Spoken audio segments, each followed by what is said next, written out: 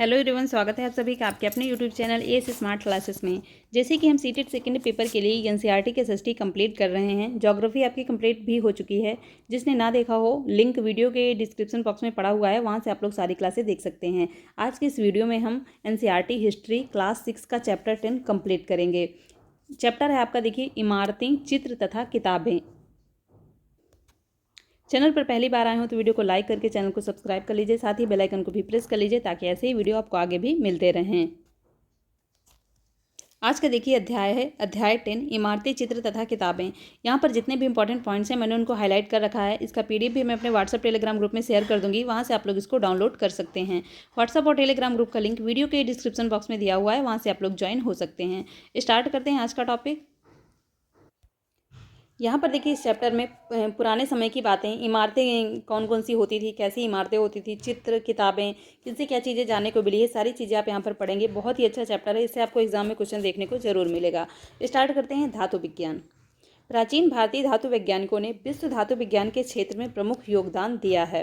पुरातात्विक खुदाई ने यह दर्शाया कि हड़प्पावासी कुशल शिल्पी थे और उन्हें तांबे के धातुकर्म, धातु शोधन की जानकारी थी। मतलब तांबा जो होता है शुद्ध रूप में, तो देखिए कोई भी जो खनिज होते हैं शुद्ध रूप में प्राप्त नहीं होते हैं, उनका शोधन किया जाता है।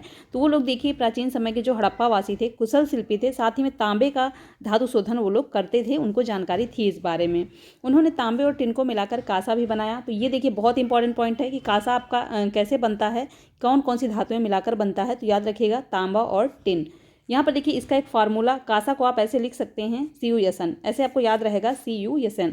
तो Cu होता है कापर, कापर मतलब आपका हो जाता है तांबा, और Sn हो जाता है आपका टिन। तो ऐसे याद रख सकते हैं, कांसा कॉपर और टिन का होता है। नेक्स्ट देखिए, जहाँ हड़प्पावासी कांस्य युग के थे, वहीं उनके उत्तराधिकारी लौह युग से संबंध रखते हैं। तो देखिए हड़प्पा सभ्यता में कांस्य युग, कांस्य के बारे में लोग जानते थे। जैसे उनके उत्तराधिकारी आए तो लौह युग मतलब वो लोग लोहा के बारे में भी जानने लगे थे। भारत अत्यंत विकसित किस्म के लोहे का निर्माण करता था। खोटा लोहा, पिटवा लोहा, ढलवा लोहा। तो भारत में देखिए ऐसे कई प्रकार के लोहे पाए जाते हैं। लौह स्तंभ। लौह स्तंभ देखिए ये यहाँ पर चित्र भी दिखाया हुआ है। ये पूरा लौह स्तंभ लोहे का बना हुआ है। महरौली दिल्ली में कुतुब मीनार के परिसर में खड़ा यह लौह स्तंभ भारतीय शिल्पकारों की कुशलता का एक अद्भुत उदाहरण है। पहले के ही टाइम का है, देखिए कितना अच्छा ये बनाया गया, लोहे का बनाया गया। तो इससे पता चलता है कि कितने ज़्यादा लौह पहले के ज़माने में विकसित था। साथ ही में मिलता कहाँ है, महरौली दिल्ली में कुतुब मीनार के परिसर में है ये। इसकी ऊंचाई 7.2 मीटर तथा वजन 3 टन से भी ज़्यादा है। इंपॉर्टेंट है, देखिए हाईलाइट भी किया हुआ है मैंने। इसका निर्माण लगभग 1500 साल पहले हुआ था। इसके बनने के समय की जानकारी हमें इस पर खुदे अभिलेख से मिलती है। तो देखिए इस पर अभिलेख भी है। इसमें चंद्र नाम से एक शासक का जिक्र है जो संभवतः गुप्त वंश के थे। आश्चर्य की बात यह है कि इतनी शताब्दियों के बाद भी इसमें जंग नहीं लगा है। तो देखिए लोहा नॉर्मली अगर कहीं पे भी उसको हवा पानी के संपर्क में रख दिया जाए तो कितनी जल्दी जंग लगता है, लेकिन देखिए कितनी अच्छी किस्म का ये लोहा रहा होगा कि इसमें आज तक जंग नहीं लगा है। साथ ही में इसमें जो अभिलेख खुदा है उसके हिसाब से पता चलता है कि चंद्र नाम का कोई शासक था जिसने इसे बनवाया था, जिससे अंदाज़ा लगाया जाता था कि गुप्त वंश का शायद वो रहा हो। नेक्स्ट है देखिए ईंटों और पत्थरों की इमारतें। तो ये तो देखिए लोहे का हो गया था आपका स्तंभ। अब बात करेंगे ईंटों और पत्थरों की इमारतें कौन कौन सी मिली हैं। हमारे शिल्पकारों की कुशलता के नमूने स्तूपों जैसी कुछ इमारतों में देखने को मिलते हैं। स्तूप का शाब्दिक अर्थ होता है टीला, बहुत इंपॉर्टेंट है। हालांकि स्तूप विभिन्न आकार के थे, कभी गोल लंबे तो कभी बड़े या छोटे। स्तूप देखिए कई तरह के होते हैं, कुछ छोटे, कुछ बड़े, कुछ लंबे, कुछ गोल। उन सब में एक समानता है, प्रायः सभी स्तूपों के भीतर एक छोटा सा डिब्बा रखा रहता था। इन डिब्बों में युद्ध या उनके अनुयायियों के शरीर के अवशेष जैसे दांत, हड्डी या राख, उनके द्वारा प्रयुक्त कोई चीज़ या कीमती पत्थर अथवा सिक्के रखे रहते थे। तो देखिए ये लाइन भी बहुत ही इंपॉर्टेंट है।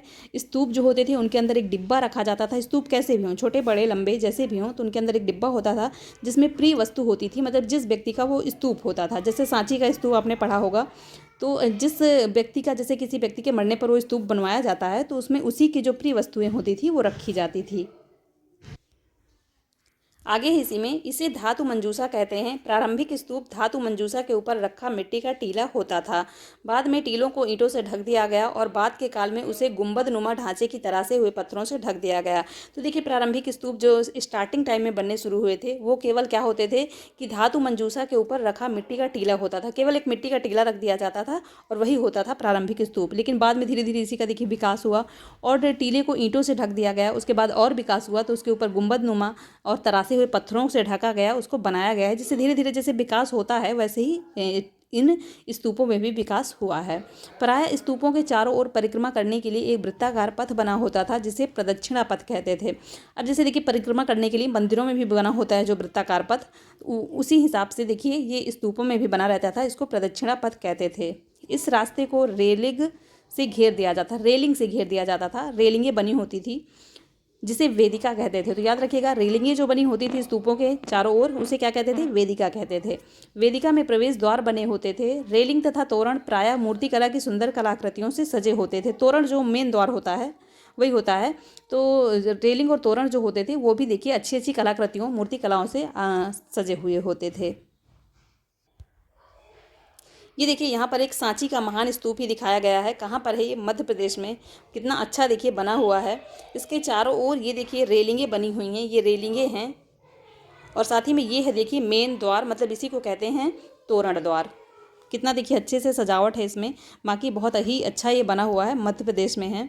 इस तरह के स्तूपों का निर्माण कई सौ सालों तक चलता रहा। इस स्तूपों में ईंटों का प्रयोग संभवतः अशोक के ज़माने का है, जबकि रेलिंग और प्रवेश द्वार बाद के शासकों के काल में जोड़े गए। बाएं अमरावती की एक शिल्पकृति, ये देखिए अमरावती की एक शिल्पकृति है। बाकी इसके बारे में भी और पढ़ लेते हैं यहाँ पर पहले। इस काल में कुछ आरंभिक हिंदू मंदिरों का भी निर्माण किया गया। इन मंदिरों में विष्णु, शिव, दुर्गा जैसी देवी देवताओं की पूजा होती थी। मंदिरों का सबसे महत्वपूर्ण भाग गर्भगृह होता था, जहां मुख्य देवी या देवता की मूर्ति को रखा जाता था।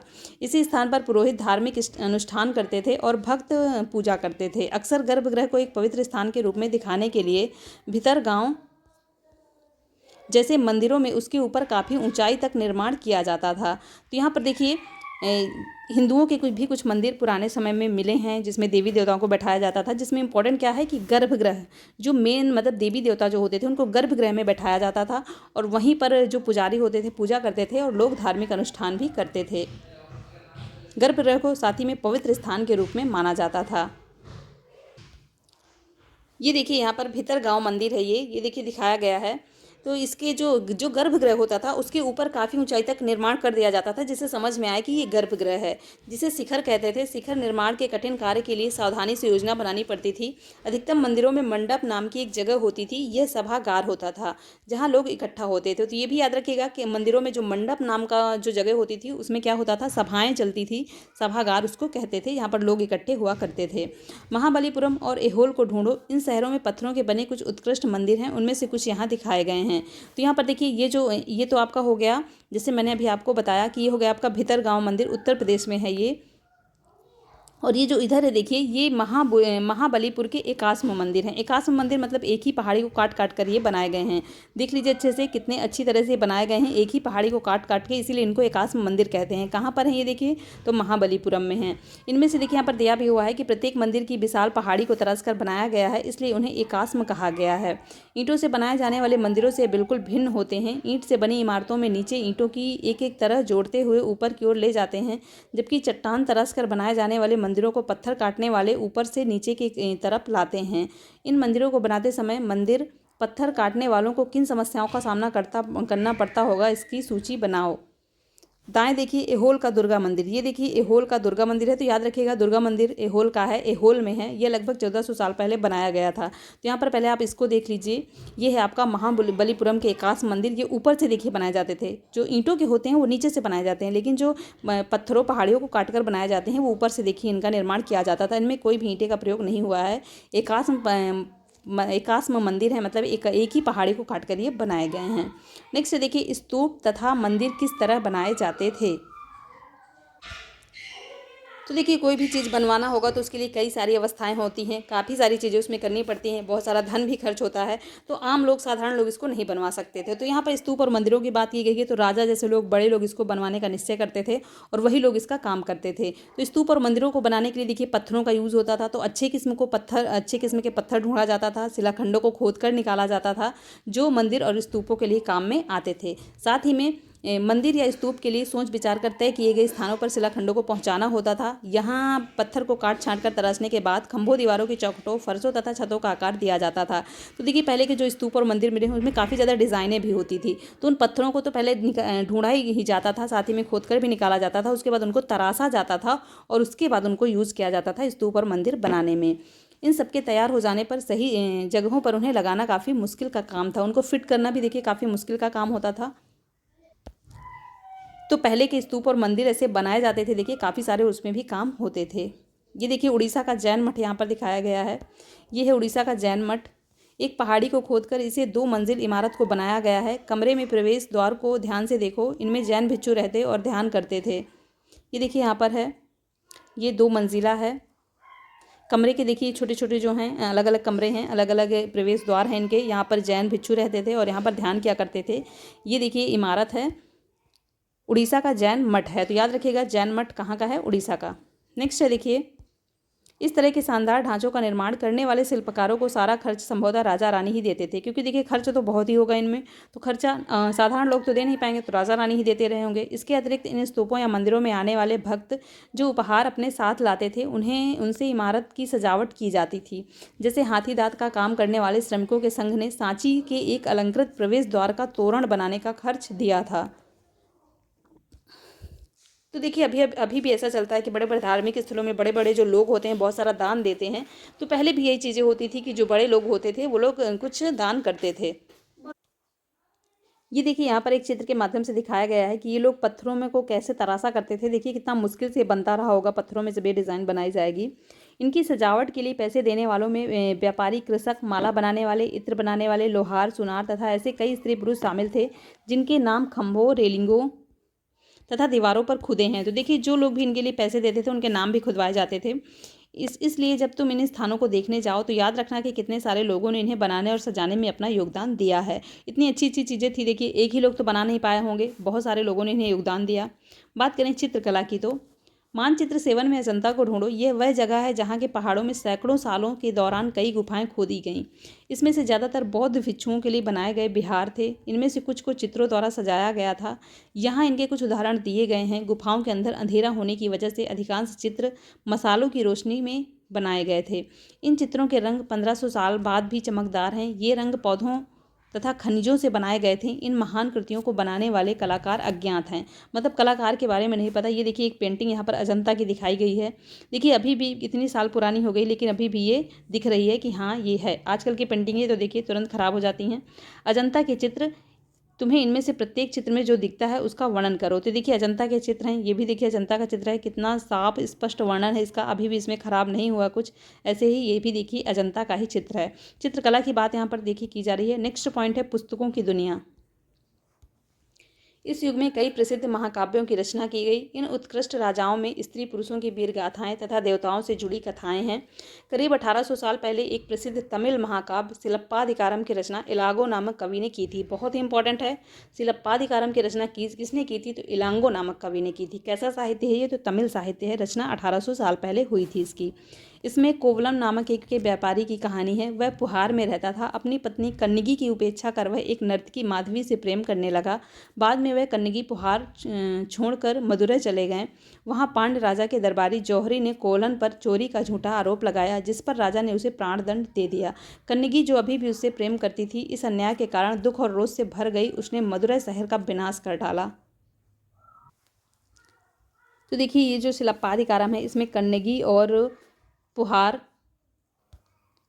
कोवलन और कन्नगी की पूरी कहानी है। अच्छी कहानी है ये, उसी के बारे में यहाँ पर वर्णन किया गया है। सिलप्पाधिकारम से लिया गया देखिए एक वर्णन भी यहाँ पर दिया गया है।